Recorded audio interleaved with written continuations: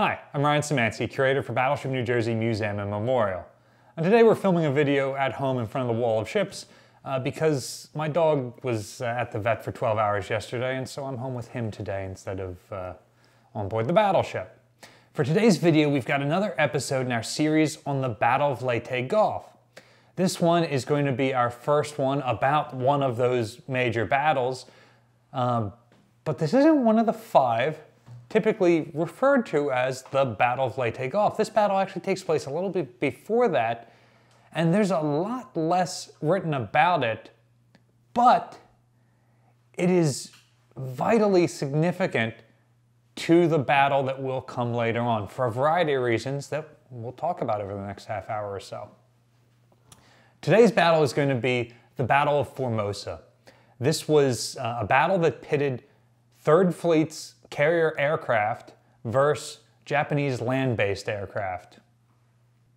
It primarily takes place between October 12th and October 16th, 1944. So about a week before the US invasion of the Philippines and maybe 2 weeks before the Battle of Leyte Gulf. Admiral Halsey's Third Fleet has the initiative at this point. The Japanese have intelligence that say that an American invasion is coming. They've seen the ships getting ready. They've seen troops being embarked. They've seen Third Fleet getting ready to screen it. But they don't know where the invasion is going to come. The US Navy has launched a series of attacks that have taken out the outer defenses of the Japanese islands. And they know that the next attack is likely to come somewhere in the middle in their last line of defenses to sever their interior shipping lanes from the oil of the Dutch East Indies coming north to the Japanese home islands. That could be an invasion of the Philippines, it could be Formosa, it could be Okinawa, it could even be one of the Japanese home islands itself like Hokkaido. They really don't know where the attack's going to come from, and their fleet is separated all over the place because it is defending their entire greater co-East Asian co-prosperity sphere, or what's left of it at this point in the war. So they come up with a number of plans to defend against this attack, but even as the attack starts to develop, they don't know where it's aimed. Halsey's Third Fleet at this point is beyond anything anybody else has ever operated in naval warfare. He's got 19 aircraft carriers, about half fleet carriers, mostly the new Essex class, and half light carriers like the Independence is.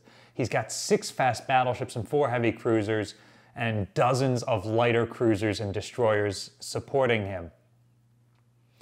And, most importantly for Halsey, he's got the initiative. His first attack comes as a complete surprise, and his objectives, preparatory to the invasion of the Philippines, is to suppress Japanese land-based air. He wants to destroy them on their runways, wherever he can find them, so that there aren't enough aircraft left in the area to be able to attack the Philippines. This isn't like the earlier battles where the Americans are picking away at the island garrisons on the fringes of the Japanese Empire. At this point, they're in the heart of it, where the Japanese have amassed over 1,000 aircraft of their own. However, not all of these aircraft are operational. This is not that long after the Battle of the Philippine Sea, when Japanese carrier air power has been absolutely decimated. And while Japan is still producing lots of aircraft, there aren't all that many well-trained pilots left at this point. Things are so dire, in fact, that the Japanese Army and Navy are actually working together, if you can believe that. It's definitely a day late and a dollar short, but what that means is, working together under a unified command, the Army has a lot of experienced aviators who have not been attrited through the Pacific War. They've been flying in China and they're combat experienced, and their squadrons are relatively well constituted as opposed to their naval counterparts. The problem is they're being committed to a naval battle, and even though they've got a lot of stick time and a lot of experience, they're not necessarily used to flying over open ocean, and they're not used to launching, say, torpedo attacks from level bombers. So, yes, they are experienced. No, it doesn't really count for much in this battle. Halsey having the initiative means two things. It means that his first attack is able to achieve complete surprise. Unfortunately, he launches his first attack on Okinawa, which, one, it keeps the Japanese guessing as to where the main attack's going to come, but two, it has them stand up all their forces now that these 4 carrier task forces under Halsey's 3rd Fleet have all showed up together. They all get ready from the Philippines to Okinawa to Formosa, where the main attack is supposed to come later. So having the element of surprise good, squandering it against a secondary target, maybe not the best idea. But two, it means that Halsey's counterpart, Admiral Toyota, is caught completely off guard. He was touring some of the forward airfields, and when a bunch of American aircraft carriers showed up between where he was and his combined fleet headquarters, it meant that he was less than willing to get into a plane to fly back home because his 2 predecessors as admirals of the combined fleet had both died in plane crashes. Yamamoto, in a direct assassination attempt while he was touring forward airfields.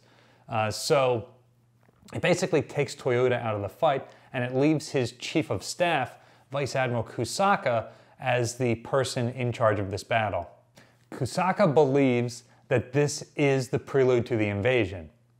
And that's a reasonable thought. The Americans showing up with this much force can only mean the preparatory step. Now, he doesn't realize that the invasion is still well over a week away, but he starts to enact the plans for defense that they had been working on throughout this time, the infamous show plans.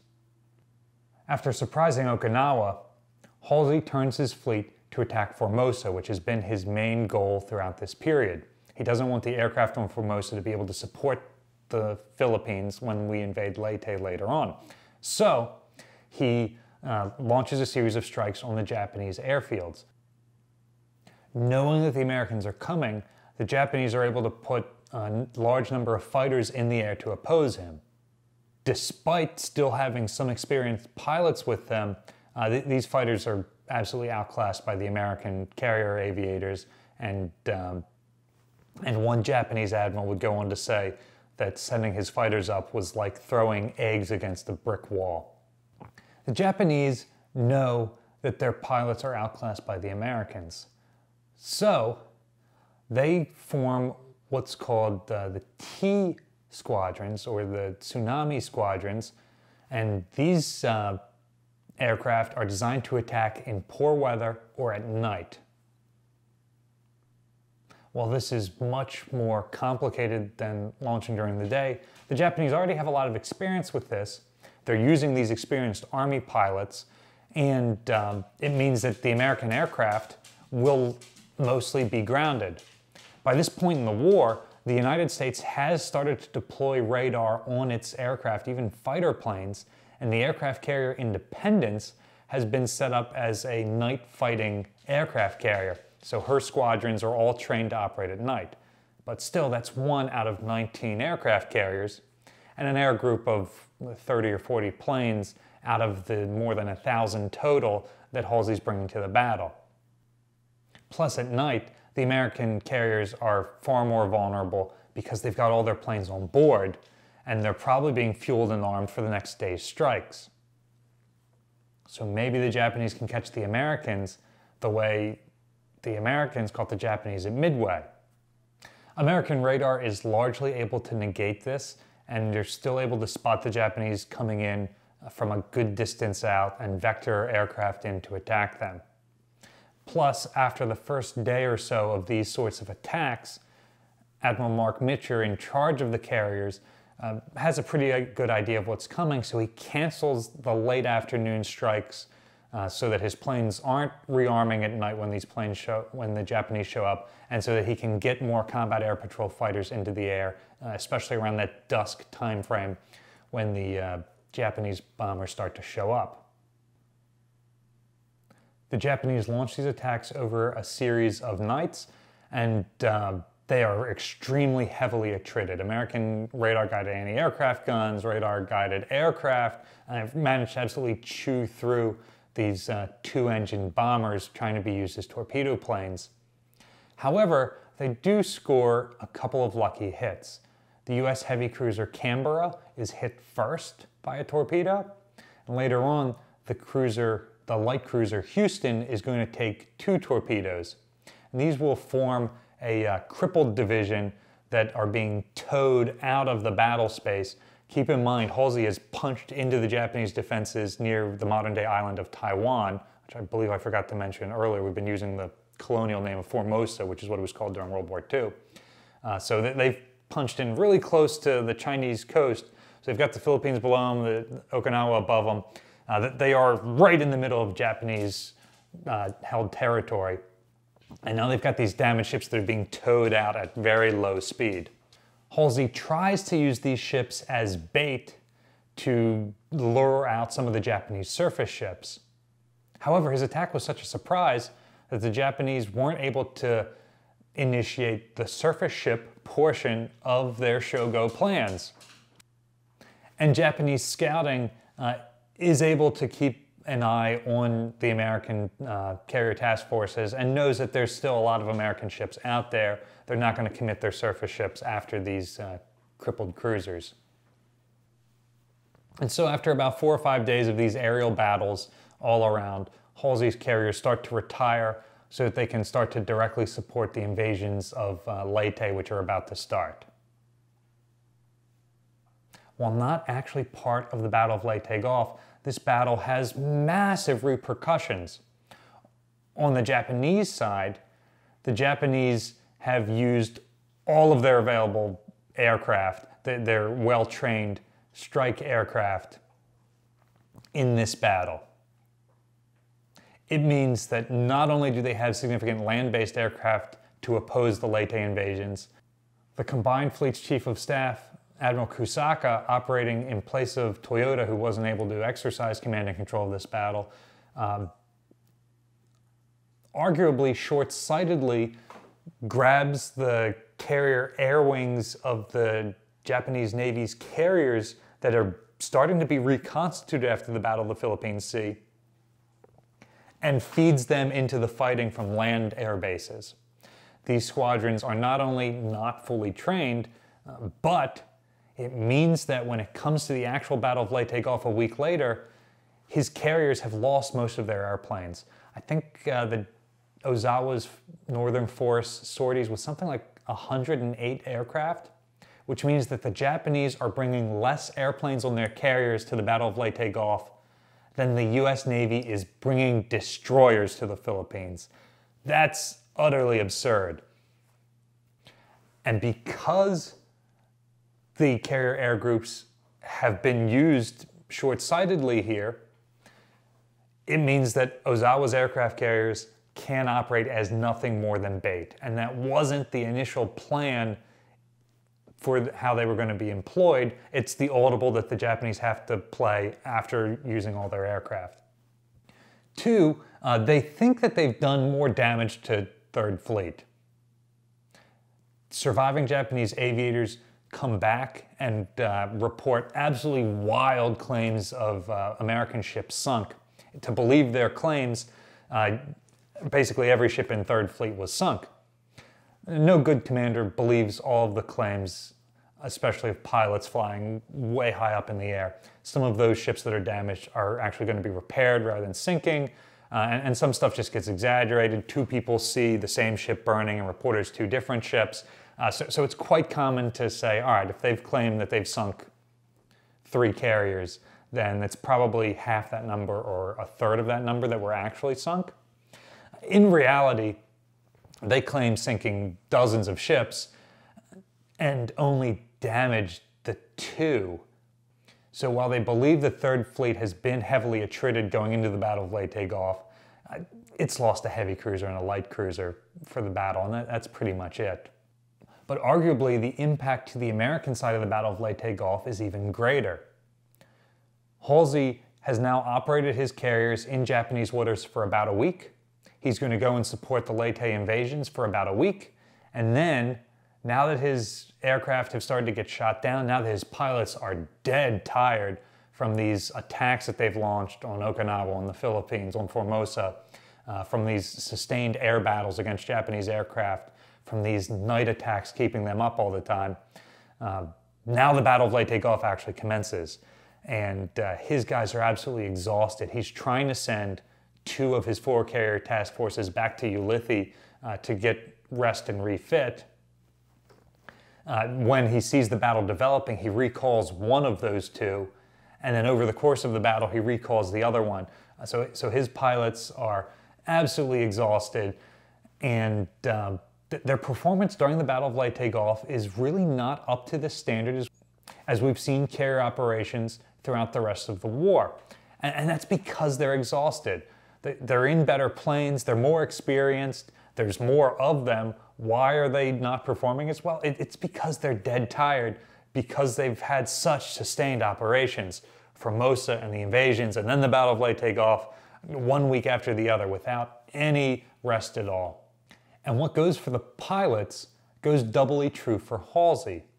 The U.S. Navy thinks that they can change out drivers and keep the same horses, essentially, switching Halsey and Spruance from campaign to campaign, while keeping the same Big Blue Fleet, alternately known as 3rd and 5th Fleet, in the front.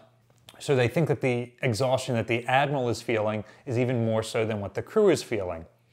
So if these pilots are exhausted and having trouble with the Battle of Leyte Gulf, imagine Halsey after several weeks of sustained stuff. He's significantly older than any of his pilots. He's got some pre-existing health conditions. The last time he commanded ships at sea was 2 years earlier, and he had basically been removed from command before the big carrier battle of Midway because he was so exhausted that he developed a skin condition. And so here he is at Leyte Gulf, going through a similar level of exhaustion, but 2 years older, out of practice, and with a larger fleet than any other American admiral has ever commanded. And so that's all going to impact what happens in Leyte Gulf later on. And yet, the Battle of Formosa is often not told in the same story as Leyte Gulf, which is why we wanted to add it to this series before we get into talking about the major battles that will comprise Leyte Gulf later on in the coming weeks. Remember, we are coming up on the 80th anniversary of the Battle of Leyte Gulf at the end of October of this year, 2024, if you're watching this way far in the future. And on Saturday, October 26th, 2024, the 80th anniversary of the battle, we're going to get together on Halsey's flagship during the battle, and during the Battle of Formosa for that matter, USS New Jersey, and we're going to have a symposium on board. It's going to be a day long. We're going to have probably somewhere between 4 to 6 speakers talking about the Battle of Leyte Gulf and various aspects of it. One of our speakers is going to be the author Marty Irons, who is presenting his upcoming book, which looks in part at Halsey's health and how that impacts his decision making. So we're really excited to see that talk in just a couple of weeks. Battleship New Jersey receives operating support from a number of businesses and private individuals. If you'd like to support the museum, there's a link in the description below for tickets to the symposium. They're still available if you want to come out to the Battleship and participate. You can also support us at the donate link down below, or by liking, sharing, and subscribing so more people find out about the museum and the channel. Thanks for watching.